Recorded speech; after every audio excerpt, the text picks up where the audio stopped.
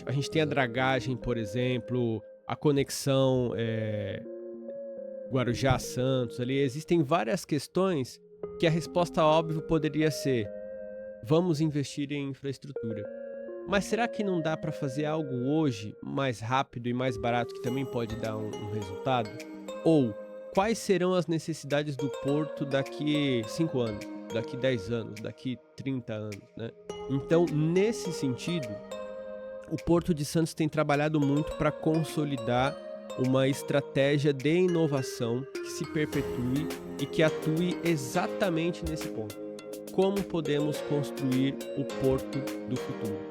Com tecnologia, com inovação aberta, que para quem não sabe, né, é uma forma colaborativa e além dos nossos esforços próprios para conseguir resolver um desafio interno. Casos aqui da Baixada, eu posso estar falando heresias ou tá aumentando a história, mas eu acho que alguém aqui já tinha pensado em Zé Delivery, por exemplo, na Baixada. Tô lembrando de cabeça assim, de forma bem por cima, tá? Mas alguém pensou nisso muito antes de ter um Zé Delivery, né?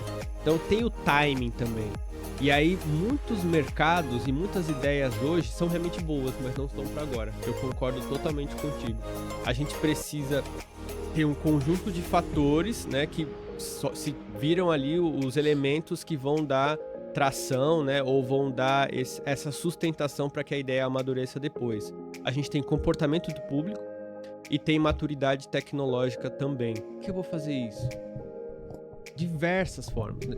Não existe resposta certa, mas existem comportamentos humanos ou gatilhos ali que a gente pode ir criando uma estratégia para que as pessoas, né, consumam o nosso produto, a nossa solução, e que ela faça parte do dia a dia dessas pessoas também. Eu acho que aí que tá a grande sacada, né? Quando a nossa solução passa a fazer parte integral do dia a dia do nosso usuário. E aí, né, que realmente a gente consegue ter o retorno financeiro, que as pessoas estão consumindo, etc.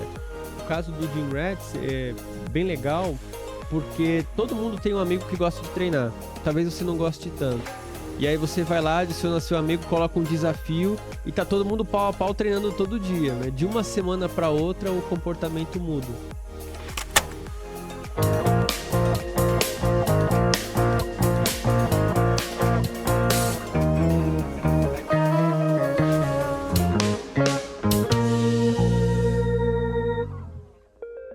Olá, seja bem-vindo à Hora do Pod, o podcast pra toda hora, que é o Jean, Sou o Rudolf. Guilherme na mesa. Tudo bem, pessoal? Guilherme, antes da gente iniciar o nosso bate-papo, com quem será, né? A gente vai falar sobre o nosso patrocinador, a Colob IT Solution. Se vocês precisarem do certificado digital eCPF ou eCNPJ para sua empresa, pode contar com eles, viu? Eles são super rápidos, eficientes e têm um ótimo preço. Ah, Rudolf, além disso, pessoal, olha só. Se vocês utilizam o certificado digital, se vocês têm o certificado digital, mas não sabem quem está utilizando o certificado digital, se vocês compartilham com várias outras pessoas, nós temos uma solução para que você tenha um controle maior sobre esse certificado, tá? É só chamar aqui o pessoal da Colob, que aí eles vão te explicar certinho, tá bom, pessoal? E agora, Guilherme, com quem que a gente vai ter o nosso bate-papo de hoje? Bom, hoje estamos com o Raul Vieira, que é coordenador executivo do Hub Porto de Santos, responsável por liderar a estruturação e operação do ambiente de inovação. Ele atua na articulação entre empresas, startups, o governo e universidades, com foco na inovação aberta, novos negócios e posicionamento estratégico do ecossistema portuário. Bom, Raul já conectou mais de 100 startups e desafios industriais, especialmente nos setores logísticos e portuários, atuando na estruturação do UpLab Senai SP na Baixada Santista. Ele também já atuou como consultor em programas como Startup RS, Digital Caxias, Startup Nordeste, Inova Amazônia e também em empresas como Fundação Telefônica Vivo e Samsung. Ele também já formou cerca de 200 jovens da Baixada em um programa de inovação e empreendedorismo e, por fim, é especialista em metodologias de inovação, trabalha com Design Thinking, Product Discovery e gestão de projetos combinando visão estratégica e execução orientada a dados. Bom, eu tenho certeza que a gente vai ter um excelente bate-papo, então bora pro papo. Seja bem-vindo, viu, Raul? É só isso mesmo, Raul? Que legal. Tinha mais pergunta coisa. a minha idade, geralmente, né? Só de experiência são uns 50 aí, né? Tinha mais coisas, só que eu tive que dar uma reduzida, rapaziada. É isso aí, Raul. Muito prazer em recebê-lo aqui. Acho que realmente vai ser muito bom, como o Guilherme mencionou, né? A gente vai poder falar sobre Porto, inovações. Mas antes, você compartilhou para nós a sua história. A gente queria que você pudesse compartilhar para o nosso público também a sua história de vida, os desafios que você passou, para que eles saibam da sua boca o que aconteceu. Legal, legal, pessoal. Primeiro, agradecer muitíssimo o convite do Jean. Eu tô muito feliz de estar aqui nessa tarde, né, para compartilhar um pouco da minha história, da experiência, do que a gente tem feito pela Baixada Santista, principalmente no que se refere ao ecossistema de inovação e empreendedorismo. Tô literalmente aterrissando aqui hoje, né?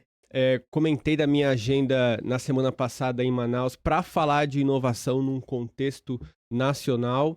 E aí fico realmente muito feliz de poder bater esse papo com vocês para compartilhar um pouco mais das experiências mais técnicas e teóricas do que é empreendedorismo, mas também na prática, no dia a dia, com vivências, desafios. Eu acho que essas histórias elas inspiram muito para que muitas pessoas que estejam aí, né, ouvindo o nosso podcast hoje, possam se inspirar e entender que é possível começar e que empreender é para todos, até para quem acha que hoje não existe uma saída possível. E aí, né, de história de vida, puxa, eu sempre fui uma pessoa muito criativa, empreendedora e realmente criativo num contexto de criar coisas, arte, etc. Para quem não sabe, na época do colégio eu queria ser músico, artista, né, de banda, de Então, rock, a criatividade etc. sempre fui esse tipo de pessoa e eu nunca me vi trabalhando num contexto tradicional, com horário, com carteira assinada, não demonizando já esse assunto, né? Não sou coach de empreendedorismo, podem estudar, né? Pode fazer faculdade, é muito importante, mas eu sempre me vi trabalhando em algo que ou não existia ou não era tradicional. Na época eu queria ser músico, na época de colégio, e lutador. Há 20 anos atrás eu gostava muito de lutas, esportes. Eu vi nas suas redes sociais que você ainda pratica? Hoje não, eu sou mais um entusiasta, ainda treino, mas não legal. tenho o envolvimento que eu tinha com lutas desde a época do colégio. Também por causa de um evento muito traumático na minha vida, que foi um acidente de carro, que acabou com a minha carreira de forma precoce. Eu quebrei a perna no acidente de carro. Fiquei 1 ano em cadeira de rodas. E aí eu descobri que eu tive um problema em decorrência do acidente. Eu tive uma osteomielite, que para quem não sabe é uma infecção dentro do osso. Tive uma fratura exposta ali. E eu fiquei 5 anos para voltar o médico falar assim, agora tu pode recomeçar. Caramba. Então lá dos 18 aos 23, 24 anos eu vivi um limbo ali para voltar a ter saúde. E quando eu tive alta definitiva, assim, né, que eu poderia voltar às minhas atividades e tal, tentei dar aula de Muay Thai de novo, não recebia R$1, né, passei algumas dificuldades, e aí, unindo o meu perfil com aquela gana de recomeçar, eu falei, puxa, aonde eu me coloco ou que oportunidade eu posso aproveitar para recomeçar a vida? Naquela época existia o programa Ali do Sebrae, que são os agentes locais de inovação. O Sebrae, para quem não sabe, é referência nacional no atendimento a micro e pequenos empreendedores. É a casa do empreendedorismo, eu diria, né, ao nível nacional. E aí a minha namorada, na época, viu no jornal uma vaga para ser um agente local de inovação na Baixada Santista. Isso acho que foi em 2015. E aí ela olhou e falou assim, isso aqui é a sua cara. Porque você é criativo, você é empreendedor, você gosta de trabalho dinâmico, vai lá. E, puxa, eu tava voltando à vida do zero, né? A minha saúde era muito frágil. Eu tinha uma condição que, por causa da infecção, eu não... se eu pegasse uma chuva ou ficasse sem comer, eu ficava 1 mês de cama, por exemplo, né? Eu tive febre 2 anos sem parar. Até ia perguntar, assim, como ficou sua mente, né? Porque, assim, você pegou... justamente foi uma fase onde muita coisa tá acontecendo na cabeça do jovem, né? Você tem um mundo pela frente. Como que você conseguiu vencer esse momento aí? Eu tive o acidente de carro, acho que 1 mês depois de fazer aniversário, 2 meses depois. Fiz 18 anos. Nossa. E aí tive o acidente. Na época eu tinha planos, né, por exemplo, de tirar carta, de fazer uma viagem, de começar, né, a vida adulta, que, né, a gente tem essa expectativa, e parei tudo, né? Fiquei um ano só em cadeira de rodas para voltar a andar e depois retomar os estudos. Eu entrei na faculdade com 17 anos. Para mim foi um baque terrível em todos os contextos possíveis, né? Então a gente pensa, a saúde privada, o convívio social também, porque eu vivia, né, na cama, não podia andar. A minha namorada na época, ela morava em Santos, eu morava no Guarujá ainda. Era 2 horas para chegar na minha casa de ônibus, atravessando, né, a barquinha, pegando outro ônibus, depois 2 horas para voltar. Ela ficava comigo 2 horas também, então ela passava o dia inteiro, né, Nesse em ritmo trânsito, aí. mais ou menos, para poder me ver. Muita gente falou que ela ia me deixar, inclusive, né? Então, imagina, todos os aspectos da sua vida são, de certa forma, impactados e não sobra muita coisa, né? Estudos, então, eu tive que congelar a minha faculdade na época. Foi bem difícil para mim entender e amadurecer rápido para saber que eu precisava melhorar e eu precisava recuperar o tempo perdido também, Sim. né? Então, quando eu fiquei bom, depois de 5 anos, apareceu aquela oportunidade. E aí eu falei, tem a ver comigo, tem a ver com as minhas habilidades, os meus talentos, eu vou aproveitar. E aí realmente eu reescrevi minha história, o pessoal do Sebrae lá, né, eu tenho muito carinho, acho que a minha gestora na época, eu sempre falo que ela me deu uma nova chance de recomeçar a minha vida, né, e eu fiz todos os cursos do Sebrae na época. Eu vivia lá enchendo o saco dos consultores, não sabia muito, estava bem verde na minha trajetória profissional ainda, né, mas eu sabia que eu precisava colar com os melhores, ter referencial, estudar muito. Eu adquiri o hábito da leitura desde aquela época, eu leio muitos livros desde aquela Boa. época, e isso influenciou muito a minha performance como consultor, por exemplo. E aí, algo que me chama muita atenção, que eu sempre comento com muito orgulho, eu lembro gestoras comerciais de empresas da região, até muito renomadas, né? A gente batendo um papo assim de consultoria, aí eu, não, peraí, ó, tô lendo esse livro aqui, ó, olha só, esse conceito ele se aplica agora, vamos testar? E aí eu lembro que a gestora olhou para mim e falou: Nossa, eu paguei muita mentoria de gente muito mais famoso com o nome e não me entrega o papo que eu tenho contigo. Olha que bom. E eu era muito novo na época, né? Eu estava realmente começando a minha trajetória de empreendedorismo. E aquilo me chamou a atenção porque eu pensei, puxa, ó, eu tô me esforçando, eu tô buscando conhecimento, eu acho que eu tenho esse talento de reconhecer os padrões e sistematizar um plano, porque o consultor, no fim do dia, ele faz isso, né? Ele reconhece o estado atual, o estado desejado, e a gente cria um plano de ação para chegar lá, né? E aí eu falei, puxa, eu sou bom nisso. Naquela época, eu comecei a estruturar a minha consultoria de negócios. Em 2017, eu abri o meu CNPJ, inclusive. E aí eu lembro que aquela fala começou a me dar muita tração para falar, puxa, tem negócio aí. E eu sou bom fazendo isso também, né? Eu posso continuar fazendo isso. Foi realmente muito bacana. Mas o período do acidente em si, ele foi um período que me obrigou a amadurecer muito rápido. E falar, puxa, eu tenho que dar o dobro de esforço, tenho que recuperar o tempo perdido, porque eu tô recomeçando do zero, né? Eu lembro que em 2015, 2016, eu falava, eu tenho 1 ano de vida, eu tenho 2 anos de vida, eu tenho 3 anos de vida. E isso pra mim Recomeçando. realmente fez muita diferença, né? Eu entender que eu precisava fazer mais e melhor da minha vida. Pô, legal, hein? Então você teve uma bastante resiliência também, né? Sim.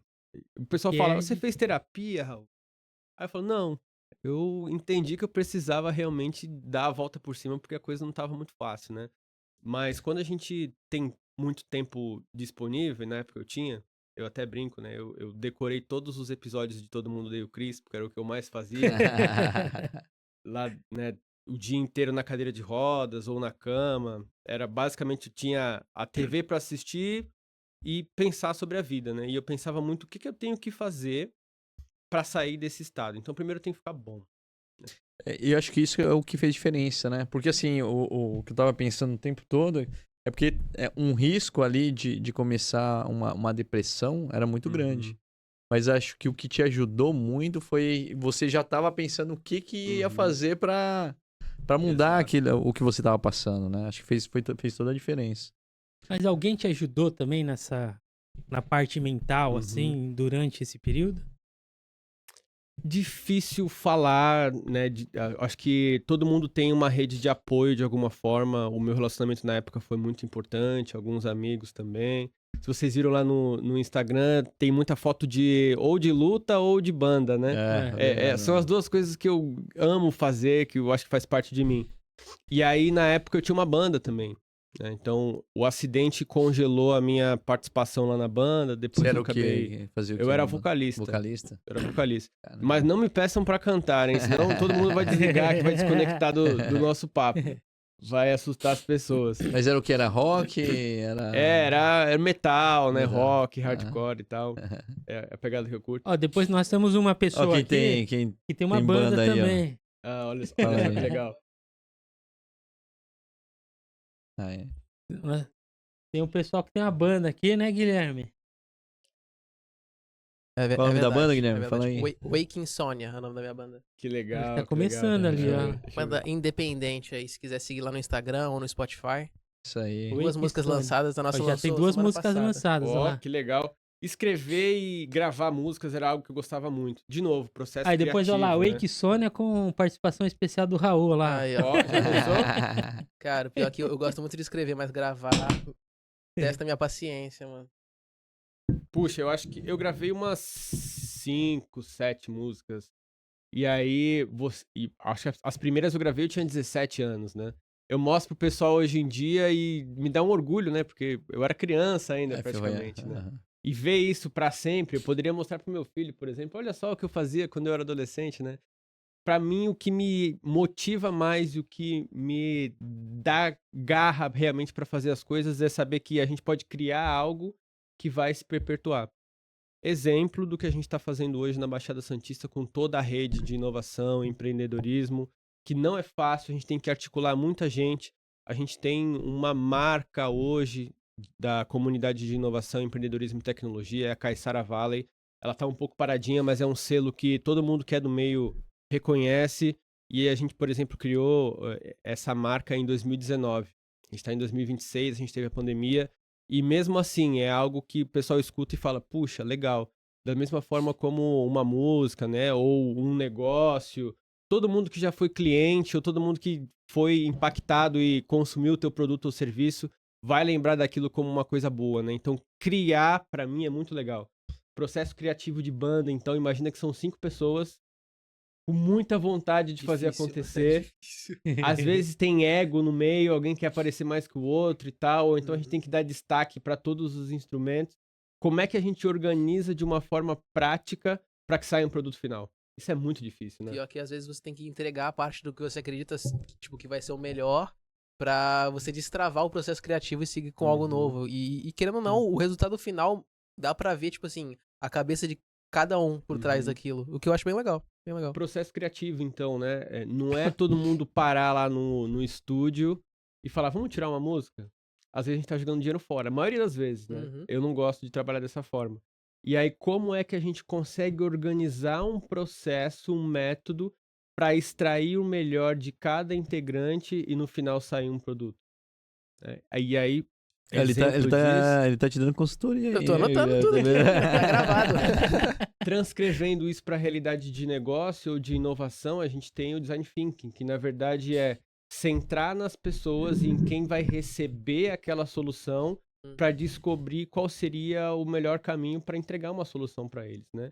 E orquestrar todo o teu time para que você consiga, de fato, entregar o que você está se propondo a fazer. Então imagina, né? Eu com 17 anos, eu estava trabalhando com isso e não sabia, né? Como é que o processo criativo e a orquestração ali do meu time, né? No caso, os músicos e etc., como é que a gente conseguiria trabalhar para entregar algo que é bom no final, né? E aí, tenho banda até hoje, né? Eu gosto muito desse processo criativo, para mim, faz parte de mim, eu acho que se mistura muito com a minha trajetória profissional, né? Esse processo criativo e de ordenar e orquestrar as pessoas para entregar o máximo. E é legal porque não se resume a isso, né? Porque que nem tu vai fazer tua banda, mas tu quer que ela seja ouvida. Então tu tem que fazer o processo de marketing, tem que dar a cara a tapa. Às vezes tu faz umas coisas que tu não gosta pra aparecer. E não é só o meu gosto ou o gosto dos integrantes, o que o pessoal gostaria de Tem ouvir. que pensar no público, né? Exatamente, exatamente. Uma coisa, você falou de design thinking. Você trabalha então com design thinking, productive é que eu não sei falar direito em Uhum. inglês, tá? Discovery, Canvas e Pitch, né? Legal. Qual dessas mentalidades, qualquer dessas metodologias você considera que é mais transformadora, assim? E para quem está começando? Legal. Cada assunto que você trouxe aí, na verdade, não é uma metodologia, vamos colocar que é mais um assunto, é um pedaço de um sistema, né? Na verdade, a inovação, ela é muito complexa e não existe uma receita de bolo. Então, quando alguém tem esse processo criativo, né, de criar algo novo, algo que seja bom, não existe receita de bolo. Se existisse, era só ir lá no Sebrae e falar assim: barbearia, plano de negócio. Tem uma receita, né? Ela reduz muito o risco, ela não neutraliza completamente, mas você sabe mais ou menos o caminho das pedras. Quando a gente trabalha com inovação, a gente não tem essa receita. Na verdade, é uma água desconhecida. E mesmo que seja uma inovação copiada de um outro lugar, de um outro serviço, produto ou empresa, no nosso contexto, ela pode não ser aplicável da mesma forma. Então, não tem receita de bolo, né? E aí a gente entende que a inovação é qualquer produto, serviço, estratégia de marketing, estratégia organizacional que seja totalmente nova ou significativamente melhorada, mas que principalmente seja a resposta para uma necessidade na forma de um produto. Tem que ser algo bom e comercializável. Do contrário, é uma invenção. Invenções tem a rodo, né? Até nas capacitações, nas aulas que eu dou, tem umas fotos bem legais. Por exemplo, um pente para careca, me desculpe, né? Mas é um pente de lado, assim, né? Que ele penteia um lado e o outro ele preserva ali porque o cara não tem cabelo. Tá, quem pensou nisso Ah, para quem fez um tem cabelo do estudo, lado aqui por assim, calma, né? exemplo, assim, Isso. né? por exemplo, quem pensou nisso conseguiu enxergar uma necessidade real para aquilo? Se eu tenho um pente que é reto e eu coloco a mão de lado, eu não tenho o mesmo efeito? Sacaram? Então, a invenção ela é diferente da inovação. A invenção pode ser algo que não tem aplicação, que não vira um produto, que não entrega realmente valor. E a inovação, sim, ela entrega muito valor. Como não existe receita de bolo para isso, existem métodos para minimizar o risco, mas não neutralizar completamente. E principalmente para organizar as pessoas e o time para que a gente consiga encontrar um caminho das pedras antes que o tempo acabe. E aí, o que é esse tempo? Geralmente é o recurso financeiro. Porque até você criar, né, a tua inovação, transformar isso num produto, lançar no mercado, começar a receber o retorno por aquele produto, você dedica tempo, know-how técnico, né, esforço ali de você e do teu time e também recurso financeiro. Então você tem que conseguir validar toda essa jornada antes que o teu tempo, recurso, energia, né, acabem. Então, a ideia de todas essas metodologias é que a gente não tente replicar um Ctrl+C, Ctrl+V para chegar até, né, o caminho das pedras e o resultado final da inovação, mas para minimizar o risco e seguir algumas etapas, né, que são, eu diria, marcos que mostram que a gente está no caminho certo. O primeiro deles é garantir que existe demanda. Do contrário, a gente pode fazer algo muito bom, descobrir uma tecnologia muito boa, né, assim, super em alta, mas que não tem demanda.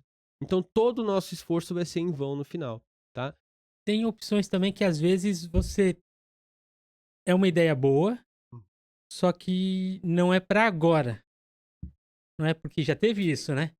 É por causa de custo, alguma coisa assim, não é para hoje. Gurgel, E né? sim para daqui. Exato. História do Gurgel. Reza a né? lenda que o Leonardo da Vinci estava pensando no avião já, né?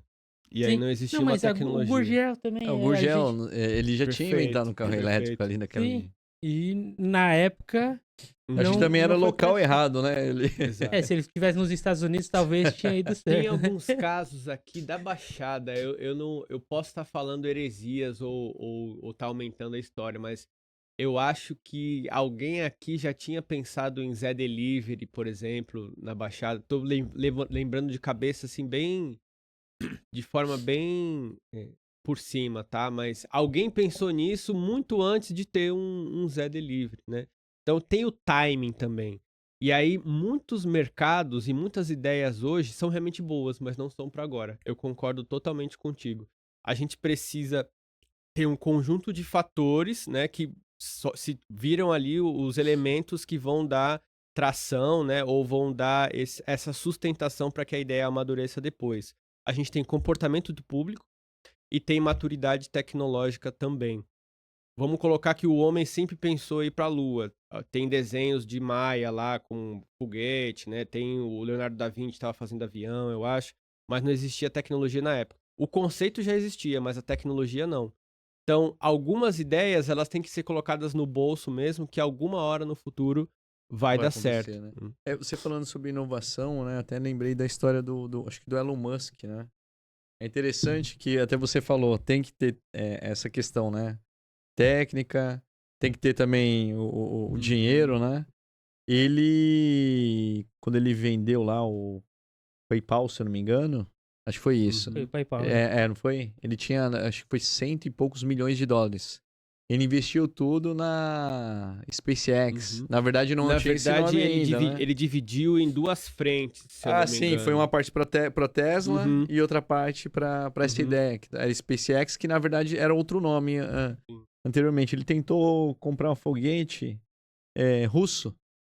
Achei interessante essa história. Daí eles ficaram enrolando para vender, não venderam, e ele, voltando, ele ficou, poxa, fez alguns cálculos lá e ele decidiu ele mesmo começar a fazer um foguete. E daí entrou também aquela questão, né? Primeiro foguete, explodiu. Segundo foguete, mesma coisa. Se eu não me engano, foi no terceiro foguete. Foram alguns, né? Terceiro ou quarto. De testes até realmente dar certo. Dá certo. Mas no último, ou dava certo, ou ele já tava falido. E daí deu certo. E eu achei interessante, não é nem esse ponto em si. O custo mais alto dos foguetes é justamente toda a estrutura dele.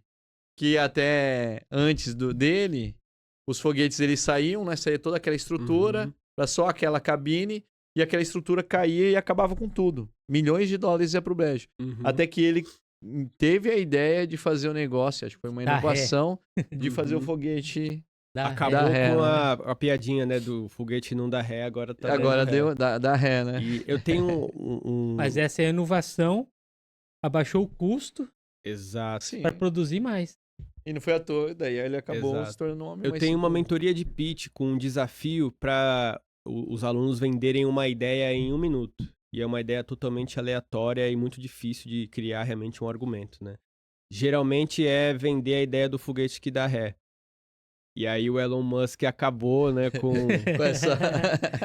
o meu desafio, porque ele conseguiu fazer o foguete dar ré. E aí justamente a premissa básica é que é muito caro mandar o foguete com a sonda e depois perder toda aquela estrutura. Então dá para dar ré com a sonda e utilizar em um novo lançamento, né? E você vê, é um conceito que é simples, não é lá uma inovação mirabolante, né? Mas existe muita engenharia, desenvolvimento tecnológico também para que dê certo. No fim do dia, a inovação e todas as ideias, eu poderia dizer que a ideia não é o mais importante, a execução é o mais importante. E o método para você conseguir organizar as pessoas, os talentos, para no final, né, desenvolver esse produto. Legal. Hoje, no parque tecnológico, principalmente, eles estão dando muito apoio a essas startups, né? Você vê as startups como inovação também, e também o que você falaria para o pessoal que está começando uma startup, nesse caso, de resiliência, para ter o dinheiro, o que eles... Os primeiros passos, né? Os primeiros Talvez, passos, né? e que para que eles não errem e acabem, às vezes, com uma ideia boa e não vá para frente. Legal. Eu acho que o primeiro erro do startupeiro, não hoje, porque eu acho que existe um amadurecimento nesse sentido, mas o primeiro e maior erro para mim é querer buscar o cheque antes de provar que você tem capacidade de execução e sua ideia é boa. Isso, para mim, foi uma ilusão que veio do mercado norte-americano, daquela época de que é só apresentar o PowerPoint, vai ter um investidor te dando o cheque. Isso foi enlatado para nós. Aqui não funciona dessa forma. E pós-pandemia, com a crise econômica, o dinheiro ficando cada vez mais caro, a crise em todas as empresas de tecnologia que tiveram layoffs ali, né? Tudo realmente começou a ficar muito mais caro, então a gente buscou eficiência operacional. Hoje, quem não consegue provar minimamente que é capaz de entregar, não consegue recurso. Existem, claro, outras modalidades para que as ideias iniciais recebam ali, né, um apoio, tem os primeiros passos, tem fundo perdido, capital semente, programas de apoio para formação de empreendedores, inclusive. Mas eu diria que é focar não no cheque. Ou então tem gente que está começando a ideia e está pensando em vender ela já, né? Mostra que a tua ideia é boa e que você consegue executar o básico. Isso é o mais importante. E até no pitch que você falou, né? A metodologia pitch. A metodologia pitch nada mais é do que apresentar a tua ideia de uma forma assertiva, direto ao ponto, muito rápida, mas mesmo assim envolvente para que a pessoa queira saber mais. Ou o investidor vai querer saber mais e marcar uma outra reunião, ou um cliente vai querer marcar uma demonstração, ou alguém vai querer ser recrutado para trabalhar no teu time, depende, né? Mas é apresentar o básico para que a outra parte queira saber mais. O pitch é muito fácil de fazer. O slide aceita qualquer coisa, um PowerPoint aceita qualquer coisa, uma planilha aceita qualquer coisa. Mostra que realmente você fez, que você tem capacidade de executar. E aí essa é a principal dica para quem está começando. Não é buscar o dinheiro, não é buscar a saída, né, do teu negócio, mas sim hoje com o que você tem, como você pode mostrar que o que você está pensando é bom e você consegue realmente construir e entregar. Eu já vi que hoje em dia o PowerPoint está deixando de ser apresentado em pitches, né? Eles estão mais focando em storytelling, né? Perfeito. E aí não só esse storytelling, para mim, nas minhas mentorias, contar a história com a técnica também é fácil. Agora, apresenta as evidências do que você está se propondo a fazer, né? Apresenta um número, apresenta quantos clientes você testou, ou pelo menos quantas pessoas você saiu da tua casa, saiu do teu escritório e foi conversar. Que testes você fez, né? Qual foi a tua metodologia de descobrir realmente a necessidade do teu público ou do teu mercado, né? Isso conta muito mais hoje, capacidade de execução, tá? E aí Então, muito numa mais que história, mas numa história dá para você contar a história exato. com a execução, né? Uhum. Exatamente, aí que tá o grande ponto. Tem a forma de contar essa história de uma maneira envolvente, mas um bom mentor, um bom consultor ou um bom investidor, ele vai pegar naquele detalhe. Hoje, o que você tem? E aí é que a narrativa pode cair. A história pode ser muito boa, mas ela pode não ser sustentada com esses dados práticos. E aí o que eu sempre falo é: mostra o que você tem hoje e sem inventar, sem mentir. Aprende a técnica, mas mostra de fato qual é o teu momento. E se o teu momento é de validar e descobrir o teu público e testar melhor o teu produto, fale isso. É exatamente o pedido que você vai ter hoje. Não tenta mostrar que você está maduro demais, sendo que não é o momento. Então é hoje, pé no chão. Eu tenho isso, gostaria de ir para esse nível, preciso dessa ajuda. Ser transparente também é muito importante. Existem muitos e muitos casos de fundadores que conseguiram recurso e até a nível internacional, e eles estavam maquiando os resultados financeiros ou maquiando os resultados de que aquela tecnologia é realmente boa ou não. Então, a história e o PowerPoint é o mais fácil. Agora, mostrar que o que a gente tem realmente é bom e a gente tem capacidade de entregar, isso é mais complexo. Justamente é esse ponto que te blinda de uma pessoa querer copiar a tua ideia. Ideia tem aí, a tonelada vale 10 centavos, né? A gente fala. Ideia todo mundo tem. Pode contar a sua ideia para os outros. Essa é uma grande dica para quem está começando e quer empreender também, né? A sua ideia, você tem que verbalizar ela e falar ela para o máximo possível de pessoas. Claro, não vai contar um segredo de mercado ali e tal, Sim. né? Mas a tua ideia você pode contar. As pessoas vão contribuir, vão te ajudar a melhorar a ideia. Agora, a capacidade de execução é o que realmente conta. E isso não dá para copiar, porque é de cada empreendedor. Legal. Por isso que alguns conseguem e outros não, né? Não tem Exato. essa. Com a mesma coisa, né? Com É a mesma verdade, ideia. é verdade. E, Raul, você é coordenador executivo do Hub Porto de Santos, né?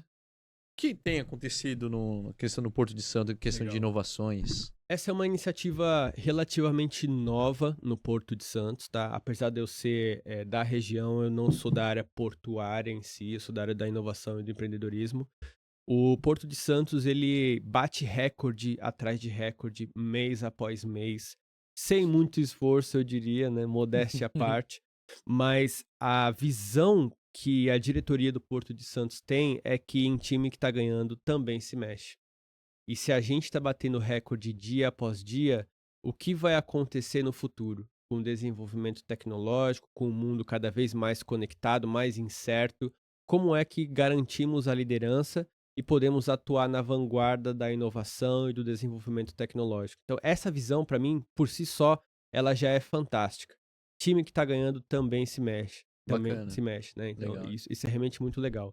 E aí, na construção do Porto do Futuro, existem diversos desafios já mapeados, já sendo estudados, que nós precisamos trabalhar. Desafios muito complexos. A gente pode falar do acesso terrestre ao Porto de Santos, o acesso de caminhões que, para quem mora aqui sabe, né? Ir para São Paulo, voltar para São Paulo pode demorar de 1 hora a um dia. Né? Entrar aqui na cidade. Depende, verdade. Depende do a dia, entrada, depende a do entrada dia. aqui de Santos, às vezes. Exatamente. A gente tem a Exato. dragagem, por exemplo, a conexão Guarujá-Santos. Ali existem várias questões que a resposta óbvia poderia ser: vamos investir em infraestrutura. Mas será que não dá para fazer algo hoje mais rápido e mais barato que também pode dar um resultado? Ou quais serão as necessidades do porto daqui 5 anos, daqui 10 anos, daqui 30 anos, né? Então, nesse sentido, o Porto de Santos tem trabalhado muito para consolidar uma estratégia de inovação que se perpetue e que atue exatamente nesse ponto. Como podemos construir o porto do futuro? Com tecnologia, com inovação aberta, que para quem não sabe, né, é uma forma colaborativa e além dos nossos esforços próprios para conseguir resolver um desafio interno. Então, trabalhar com universidades, trabalhar com startups, trabalhar com outros provedores de soluções tecnológicas em conjunto, de novo, de forma orquestrada, organizada, diferentes atores para resolver então aquela situação, né? Então, o Porto de Santos ele está construindo esse arcabouço de soluções, né, e de estrutura para que a inovação aconteça. Por favor, mais uma água. O que a gente tem hoje e pelo que eu posso falar, tá? Eu sou coordenador executivo de um contrato para a implantação de um centro de inovação para trabalhar principalmente o desenvolvimento de negócios, startups e inovação aberta. Dessas startups com toda a comunidade portuária. A Autoridade Portuária de Santos, então, tem um contrato com a Associação Parque Tecnológico de São José dos Campos. Um dos maiores, se não o maior parque tecnológico do Brasil, renome internacional, com muita expertise justamente nesse desenvolvimento de negócios, na formação de empreendedores, mas principalmente no desenvolvimento desses CNPJs. E aí é essa estratégia que a gente quer replicar aqui para a Baixada Santista. Eu tenho uma experiência aí, né, de 10 anos com inovação e empreendedorismo, conheço um pouco do contexto local, sei as dores, as necessidades, sei quanto tempo a gente demora de trânsito, por exemplo, de Santos para São Paulo. Então, a Associação Parque Tecnológico de São José dos Campos, de forma muito acertada, recrutou um time local que conhece as necessidades e está aqui para desenvolver essa estratégia de empreendedorismo e inovação para o Porto de Santos. Bacana. Então, isso Tá. já está acontecendo. Isso está então. acontecendo, a equipe foi formada em fevereiro. Antes disso, eu atuei em um outro hub de inovação para a indústria, também na Baixada Santista, dessa vez em nome do Senai São Paulo. Era a estratégia de inovação e empreendedorismo para a indústria do estado de São Paulo, o UpLab Senai. E aí, a coordenação dessa estratégia aqui me deu know-how também para a implantação desse novo centro, né, para a autoridade portuária. E aí a ideia é pegar toda a expertise do Parque Tecnológico de São José dos Campos, não, né, que o Parque Tecnológico de Santos não seja qualificado, né, ou capacitado para fazer, mas houve uma busca em quem poderia atuar na implementação de um outro ambiente de inovação, por isso a escolha, né, da Associação Parque Tecnológico Até de São porque o José. Parque Tecnológico de Santos é relativamente novo também, né? Exato, exato. Existe uma curva aí de mais ou menos 10 anos para maturidade, né, Mas de o um Edu tá ambiente fazendo de um ótimo inovação. trabalho, né? Exato. Mas uma pergunta, você fala também de logística, assim, Uhum. o Porto de Santos, aqui, principalmente também no Brasil em si, acabou com a via férrea. Não acabou, né? Mas Uhum. diminuiu bastante. Não é o modal principal, né? Exatamente. Só que é o modal, se não o mais barato, um dos mais baratos. Uhum. E se você for ver, em várias partes do mundo, é muito bem explorado. Aí, nos Estados Unidos mesmo. Uhum. Aqui, a gente ainda tem os trilhos. Provavelmente a gente tem que reformar, alguma coisa, ampliar. Só que não valeria a pena para a logística, além de fazermos aumentar, a imigrantes, essas Uhum. coisas, fazer algo pro modal ferroviário, porque Uhum. aí é um meio de transporte mais em conta para levar mercadoria para cima e para baixo, né? Sim. Imagina que todos esses desafios e muitos outros estão em pauta hoje para que a gente possa criar um plano de ação, né? Não sou especialista em porto, em logística, novamente. Sei que não é o modal principal, a questão ferroviária. Por quê? Não sei, né? Por que abandonamos esse modal, por exemplo, né? Mas existe todo um plano para trabalhar a inovação para resolver todos esses desafios. Então a gente está falando tanto de operações logísticas, de operações ali de atracação e controle de navios. A gente tem toda a transformação digital na área portuária e conectividade também.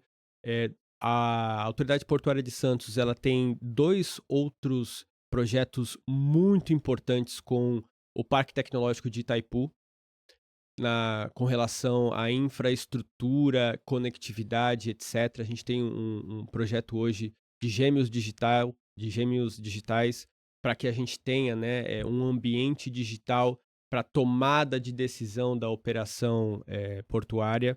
Também, né, para que testes possam acontecer, para que a melhor estratégia, se a gente pega a carga de caminhão ou se é de vagão, se a gente faz um bolsão de manobra, onde a gente para os caminhões para o recebimento da carga, né? Tudo isso vai poder ser testado digitalmente para aumentar a nossa eficiência operacional, né? Então, a gente entende que existem vários assuntos a serem discutidos, muito complexos, e a gente pode ter um resultado melhor com o uso da tecnologia. Tá? E isso está sendo discutido hoje.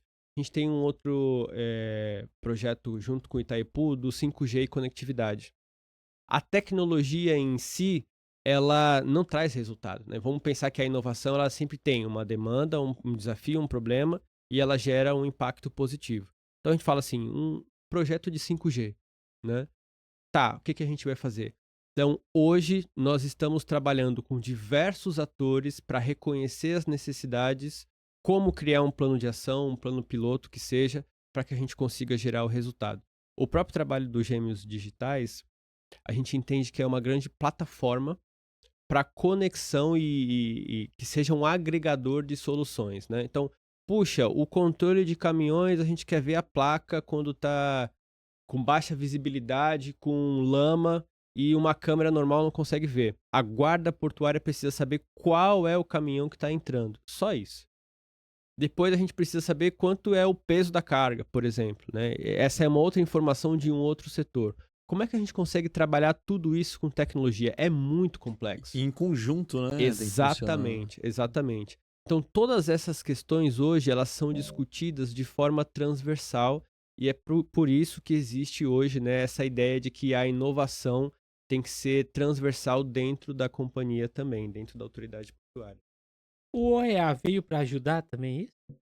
Perdão? O OEA.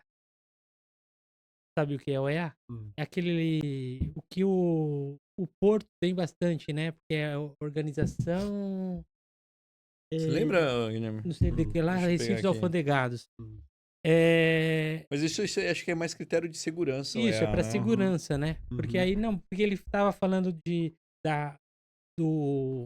da placa do... Operador econômico autorizado. Isso. Uhum. Porque você estava falando da placa do caminhão, tudo, então é tudo questão de segurança, né? O Uhum. EA requer bastante a segurança. Uhum. A empresa que tem o EA tem que ter bastante segurança para que o Porto de Santos ajude a... É mais para operações internacionais essa questão aí da OEA. Tá. Para que o... Então, vamos pensar assim, né? Olha quantos assuntos diferentes, protocolos, processos ou informações precisam ser controlados. E cada um tem só um pedacinho dessa equação, dessa jornada, né? O que a gente está buscando hoje também é essa integração com a tecnologia para que a gente consiga aumentar a eficiência, tá? Então, imagina que cada um está olhando um pedacinho de uma jornada e ninguém consegue ver o todo hoje. Por exemplo, o próprio acesso, né, dos caminhões. Começa desde a guarda rodoviária, não sei, né? Vai chegando aqui e tal, aí tem o acesso. Então, tudo isso está sendo discutido para que a gente tenha uma plataforma de soluções e, principalmente, uma forma de gerir os projetos de forma unificada. E aí, essa é um pouco da proposta do Hub, né? E também de todo o comitê de inovação ou o processo de inovação que está sendo estabelecido hoje. Acabam estudando outros portos também? Perfeito. A nível nacional e internacional também, né? Boas práticas que têm surgido no mundo todo. Legal. Até porque eu falei, né? A inovação, ela não precisa ser algo totalmente novo. Ela pode ser melhorada ou ela pode ser um Ctrl+C, Ctrl+V adaptado para nossa realidade. Isso que eu ia mencionar, em adaptação, né? Exato. Para cada região. Ela é interessante. Exato. E aí existem alguns assuntos, né? De boas práticas, por exemplo, internacionais, que querem ser alguém, né? Ou existem grupos que querem implantar essas boas práticas na nossa realidade. Mas tem contexto? Realmente vai entregar valor e resultado? E principalmente, os atores locais vão entender qual que é a proposta para que a gente abrace essa ideia, né? Uhum. Então, é muito importante entender que a inovação é esse processo de colaboração entre as pessoas. Eu tava vendo um podcast outro dia, e aí a pessoa tava falando também que vai empreendedores e que querem inovar também, né? Não tem que ficar somente no nicho dele. Por exemplo, o meu nicho é logístico. Mas às vezes você tem que ampliar o seu leque. Não, poxa, o seu nicho é logístico, só que você estuda Uhum. uma administração, ou estuda comércio exterior, ou você estuda tecnologia Uhum. para que possa aplicar na logística. O que você acha sobre isso? Perfeito, perfeito. Excelente, porque no final a inovação é a capacidade muitas vezes de combinar elementos para criar algo novo. Quais são esses elementos? Você precisa de repertório. Da onde que você vai expandir esse repertório? Estudando outros assuntos. Eu posso falar que nada que existe hoje que a mente humana criou não tem uma referência. De qualquer coisa. Vamos pensar num unicórnio. Um exemplo bem simples, né? O que é um unicórnio? É um cavalo com chifre, né? Combinamos elementos. Uhum. O que é um smartphone hoje? É um telefone com computador, com GPS. Então, combinamos Tem tudo elementos, né? integrado. Os componentes físicos desse smartphone. É a bateria de lítio que faz isso, com uma tela que faz isso. Então, combinamos as coisas, né? Nesse contexto, eu diria que existem disciplinas que podem ser estudadas que vão expandir o nosso repertório mais do que outras. Exemplo, comportamento humano, consumo, psicologia, etc. Porque dão pra gente uma visão do que as pessoas precisam. E a partir daí conseguimos encontrar formas de combinar elementos e entregar para as pessoas o que elas precisam. Falando nisso, Jean, eu trabalhei, por exemplo, numa fintech, é uma startup voltada para a área financeira, e a gente tinha um desafio, agora com contexto bem prático, né? Assim, o que dá para fazer combinando elementos? A gente tinha o desafio de fazer a geração Z, ou o público mais novo, acessar o nosso aplicativo, realizar as sessões e estar mais conectado conosco. Eles tinham uma premissa de aumentar a adesão desse público. Então vamos pensar aqui, tá? A gente tem um público, a gente tem que conhecer esse público, as características, e identificamos um alvo, né? É esse público. e ele deveria realizar um comportamento ou a gente tinha um desafio de negócio que a gente buscava ali melhorar, tá? Então a gente tem uma fintech para esse público. Como é que a gente aumentava a adesão desse público com a nossa solução? A proposta que a gente tinha era de transformar o nosso aplicativo quase como uma rede social. Resposta muito clichê, eu diria, para isso, tá? Ah, o público mais novo gosta de rede social, então vamos transformar a nossa solução numa rede social. Clichê, preguiçoso, tá? Mas foi o nosso ponto de partida. Então a ideia era conectar amigos, pegar influencers e deixar lá, não carteiras recomendadas assim, né? Mas análise de ações, Pra etc, investimentos, notícias, né? etc, né? Quase como uma rede social que você tá ali e você se antena, né? Se conecta com esse assunto. Preguiçoso. O que a gente pensou? A gente tinha essa proposta de aumentar a conexão com esse público então, né? Eu tava jogando videogame. E aí eu vi um modelo de gamificação para comportamentos. Eu tava jogando um jogo do UFC, né? Eu sou viciado em luta. Eu tô jogando lá o jogo do UFC. E aí você ganha algumas medalhas se você realizou tantos nocautes. Você ganha premiações e moedinhas ali, né? Que você pode usar na loja. Eu peguei aquilo e eu falei, tá aí, ó. Na verdade, a gente pode aumentar a adesão desse público se a gente utilizar técnicas de gamificação. Cada sessão que o cara realiza, ele vai ganhando um selo, aí ele realiza 5 sessões, ele ganha uma moeda e ele troca na loja. Ou, né, ele realiza o primeiro trade. Ele compra a primeira ação e aí ele ganha uma conquista que ele pode deixar lá e trocar os pontos Isso na é loja legal. também, né? Através de missões e estratégia de gamificação, a gente cria esse modelo de recompensa que modula o comportamento do público. Da onde saiu isso? De videogame, né? Então, olha, eu tava em um outro nicho, né? Com algo que eu gosto, que eu me identifico e que eu penso, esse público também pode se identificar. Dá para implantar dentro Foi do numa hora de aplicativo. lazer ali que você Exato, teve exato. esse Então eu insight. acho que a ideia é nós termos interesses diversos, mas a resposta muitas vezes está no nosso dia a dia também, né? Dá para avaliar muito o que outras indústrias fazem. Para mim, a indústria do game, que é uma das mais viciantes hoje, né? E que consegue fidelizar mais o público, é uma das melhores para a gente descobrir o que eles estão fazendo. Por que você acha que gamificação faz tanto sucesso e dá resultado? Por causa justamente do comportamento humano, né? Existem programações na nossa cabeça que gostam, por exemplo, de competição ou de desafio. Ninguém gosta de perder, né? Exato. Né? Ou de conectar com os amigos e fazer parte de um movimento. Tem um aplicativo muito legal de atividade física e corrida. Eu não lembro agora, mas que é bem bacana. Que você consegue adicionar seus amigos, criar um desafio e todo mundo posta lá todo dia que foi pra Pô, isso é academia. bacana, hein? É o Jim Rats. Não, tem um... Perfeito. Jim Rats, muito legal. não, muito esse legal. não. Maravilhoso. Tem o Strava, se eu não É me engano, mas é Strava. que você consegue compartilhar a Uhum. sua corrida. Jim É Rats, legal. o Jim Rats é bem legal. Então imagina, né?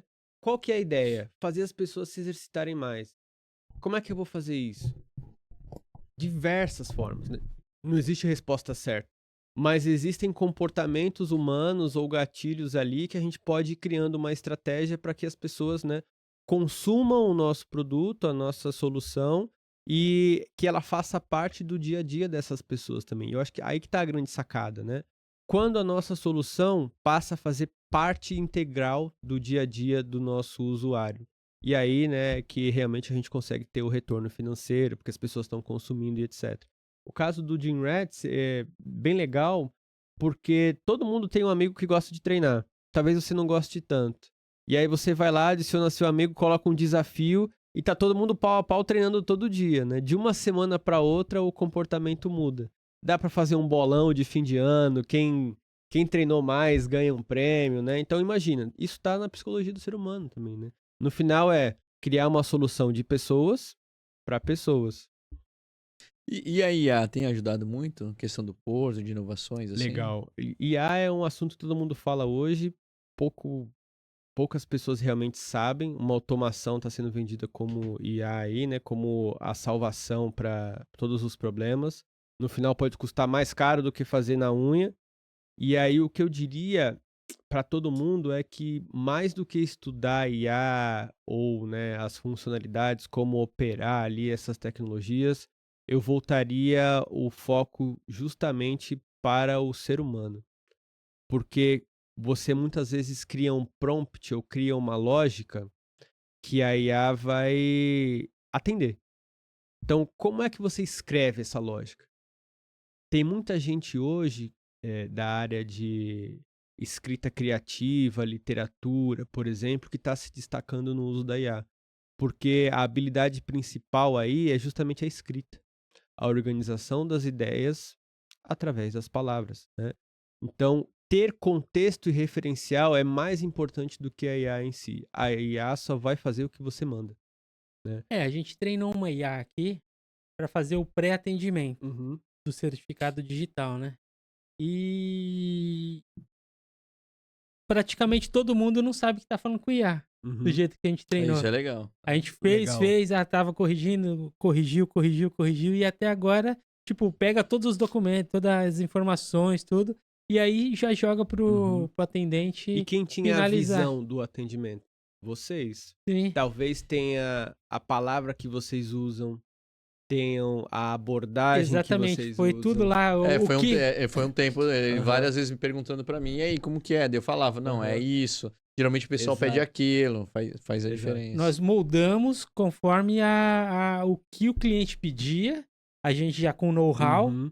a gente sabia o que o cliente pede, e aí a gente ensinou a IA a responder de acordo com o que a gente ia Sim. responder. Uhum. Então tá bem legal. Perfeito. Mas é porque, igual você falou, porque o ser humano moldou ali a... Aham. Senão não ia Inclusive, se funcionar. ele falar, não, quero falar com o Vitor, por exemplo, que é um dos atendentes nossos, ele já transfere direto pro Vitor sem Uhum. perguntar nada, sem mais nada. Tá? Exemplo, eu estou estudando muito como criar páginas e sites com IA agora, né? Lovable. Qualquer um vai lá, escreve e sai alguma coisa, só que é tudo igual. E aí, qual que é o contexto? Você tem que manjar, de certa forma, de design mesmo, de arte, né? De processo criativo, de usabilidade. Que cor você coloca o botão? Aonde você coloca o botão, né? Existem boas práticas e existe bom senso também, né?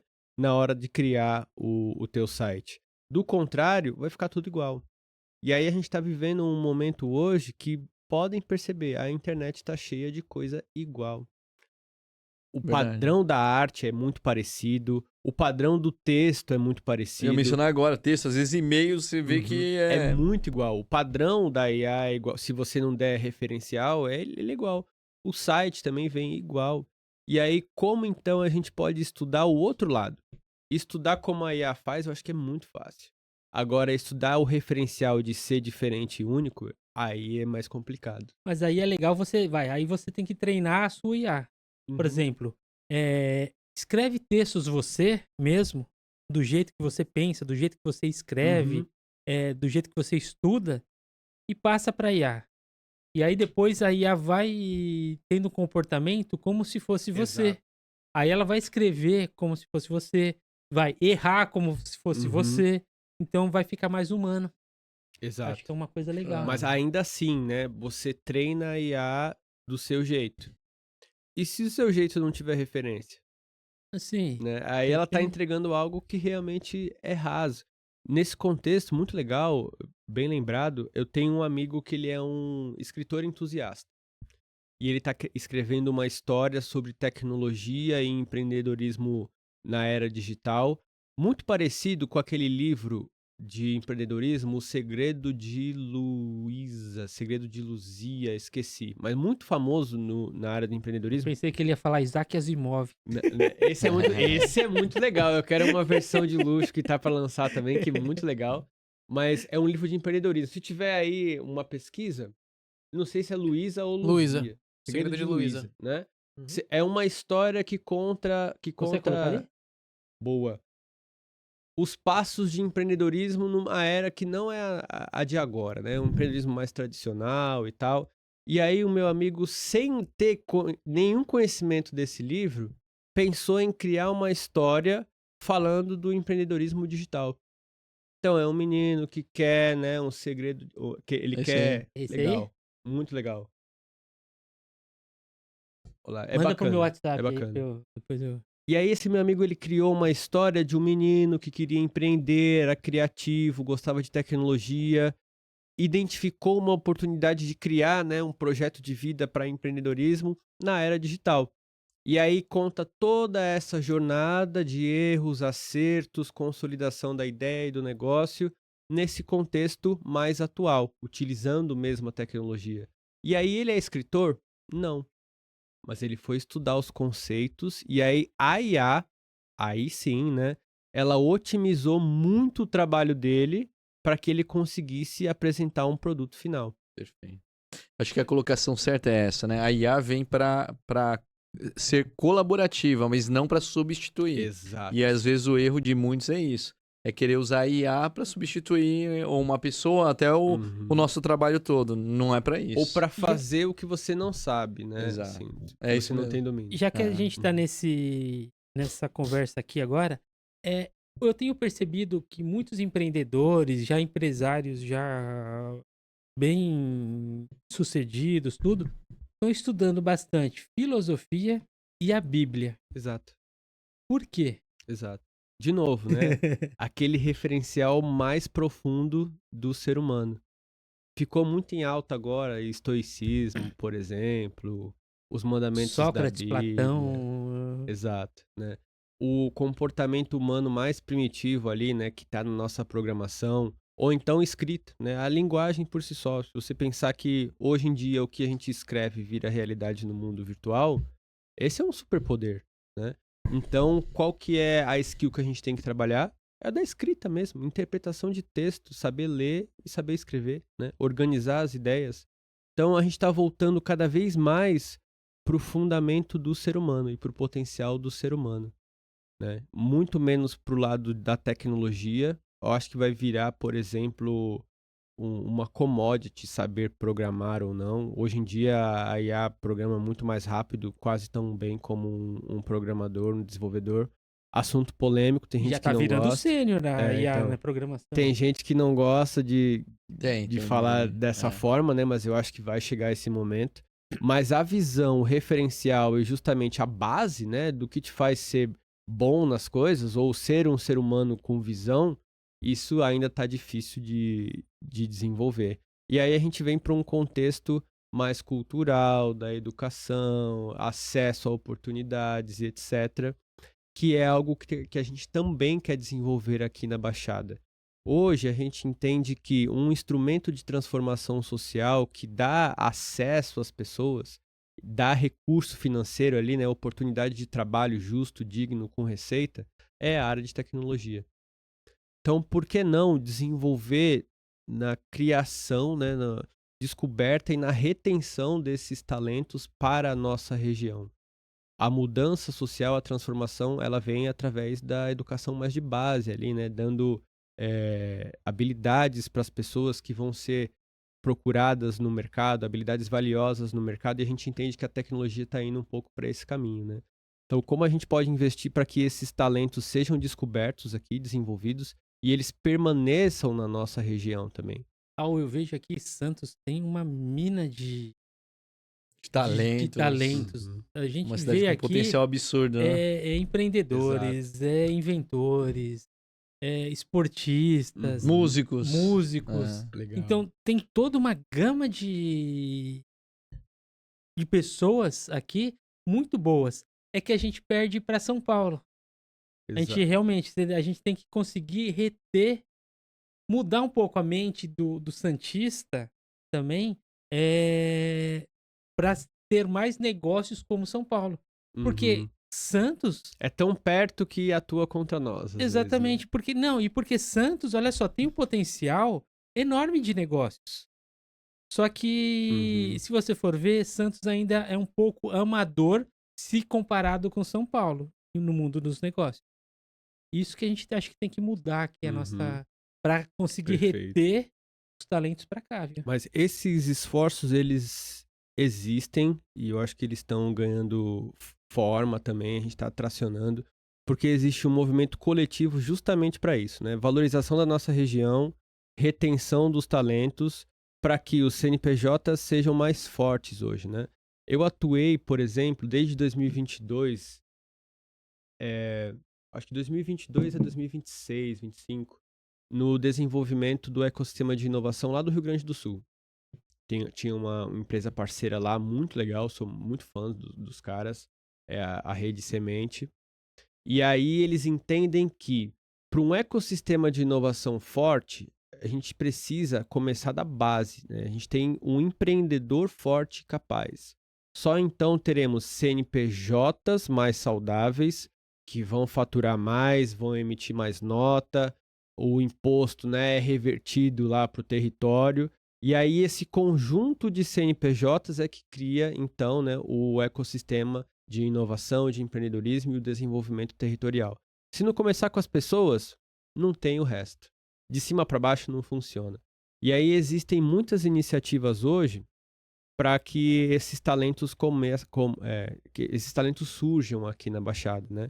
Um deles é o Senep, lá da Autoridade Portuária, tem um programa muito legal que é o Navega Jovem, que é uma introdução de alguns jovens selecionados, 50 jovens, na área portuária.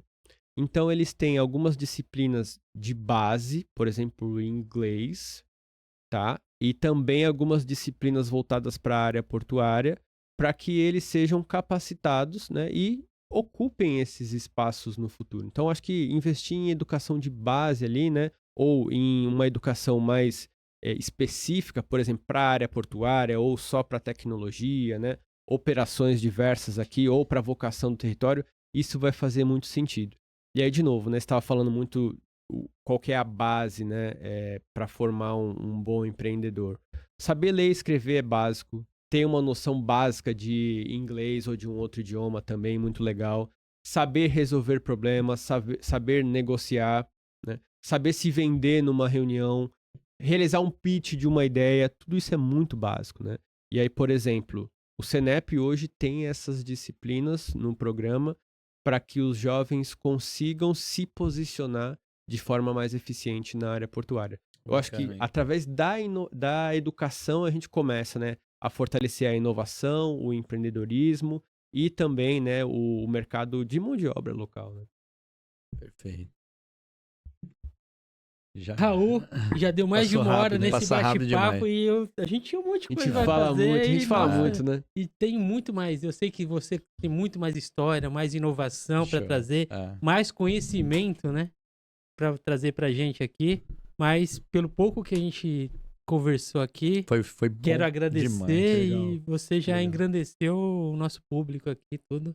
Muito obrigado. E até, pessoal, se tiverem perguntas, qualquer comentário, assim, façam aí. Depois o Raul vai estar vendo aí e vai poder estar falando, respondendo aí pra vocês. Raul, mais duas coisas que a gente sempre pede pro pessoal quando vem aqui. Primeiro, deixe um recado pra juventude. Massa. Se quiser até olhar pra câmera ali. Que recadaço que eu vou ter que dar agora, né? que responsabilidade. Mas eu acho que nas minhas atividades com jovem, eu sempre falo que eu fui um jovem criativo e com potencial. E eu não tive esse apoio, até pela minha trajetória, né, do acidente, etc. Eu tive que fazer as minhas escolhas ou trilhar os caminhos muito sozinho. Eu acho que o recado que eu dou para quem sente esse chamado de eu posso fazer a diferença, eu posso transformar a minha vida, eu posso transformar a vida da minha família, pode ser da forma que for. Pode ser empreendendo, pode ser ocupando um cargo de destaque numa empresa, intraempreendendo, né, resolvendo os problemas da própria empresa ali. Não é nenhum demérito ser CLT, mas eu diria que estudar, buscar conhecimento técnico é importante, buscar fundamento como ser humano é muito importante. Puxa, saber ler, pessoal, saber escrever, isso está muito em alta hoje, né? Para a gente operar a inteligência artificial, a gente precisa saber escrever os comandos, né? No final, é quase uma linguagem de programação mais intuitiva para nós, né? A gente não está falando na linguagem da máquina, a gente está falando na nossa linguagem. Então, a gente tem que saber organizar as nossas ideias. Mas, principalmente, colar muito perto com quem já trilhou o caminho que a gente gostaria de trilhar. No meu caso, os consultores do Sebrae fizeram muito a diferença. Eu acho que cada um vai encontrar um padrinho ou um mentor ou uma rede que pode ajudar a essa evolução ser mais rápida.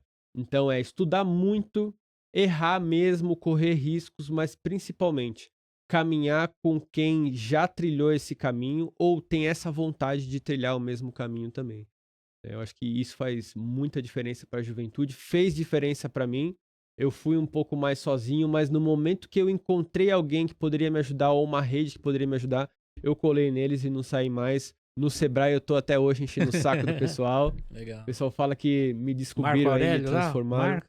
Grande Marco, Márcio Cruz também, não Márcio sei se vocês Cruz, já falaram com ele. Márcio O Cruz. Márcio Cruz brinca que ele me encontrou na rua no Guarujá, né? Em luta clandestina. Me deu uma nova chance. E acho que é isso, pessoal. Acho que a rede de qualidade, rede com contatos que realmente podem nos levar para o próximo nível e nos aconselhar, isso faz muita diferença. Antes da última, só ressaltando, leitura, você saber ler, não é você saber decodificar as letras. É você compreender o texto. Porque Exato. decodificar as letras, depois da primeira, segunda, terceira série, você já sabe. Mas nós temos, jovens, que saber compreender o que nós estamos decodificando. Isso é muito importante. Exatamente. E é o que tá faltando muitas vezes isso, né? E expressar o seu pensamento ali, né? Sim. Ainda mais dando um comando para a inteligência artificial agora. Verdade. Agora, Raul, um gênio apareceu aqui. Tuf! Eita. Raul, você tem um único pedido para a humanidade. O que eu vou pedir pro gênio? Acho que o pedido que eu faria pro gênio é que a gente tenha uma existência com justiça. Acho que esse seria o meu pedido, porque pedir paz, pedir harmonia, saúde, vida eterna, não sei, né? Mas eu acho que a justiça mostra que quem quer fazer coisas boas ou plantar, né, coisas boas, receberá coisas boas. E aí quem não quer, aí me desculpa, né? Fica pra próxima.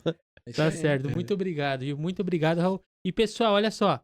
Sigam o Raul na rede social dele. @EuSouRaul. É fácil, né? Boa. Facinho. Tem LinkedIn Tem também, não foi LinkedIn colocado, também. mas Como que é o LinkedIn legal, seu? legal. Qual que é? Se procurar Raul dos Santos Vieira ou Raul Vieira, deve encontrar. Raul Acho que Vieira. Raul então, Vieira deve ser bem fácil. aí. Legal. tem- Carregando aqui. Ah, tá. Vamos lá. Então, pessoal, enquanto o Guilherme tá vendo aqui pra gente, pessoal, curtam, comentem, compartilhem. Comentem bastante nesse episódio, tudo, porque aí é uma forma da gente levar para mais pessoas o ensinamento do Raul. E também, olha só, é esse daí, ó. É isso aí. Raul Vieira, legal. Raul Vieira. Procurem ele lá, que ele tem bastante coisa aí pra divulgar aí também. Quem quiser me dar uma consultoria de LinkedIn, fique à vontade também, tá? Que eu não uso muito essa rede, mas tá bonitinha, né? Tá apresentável. Tá legal. Tá Apresentável. apresentável.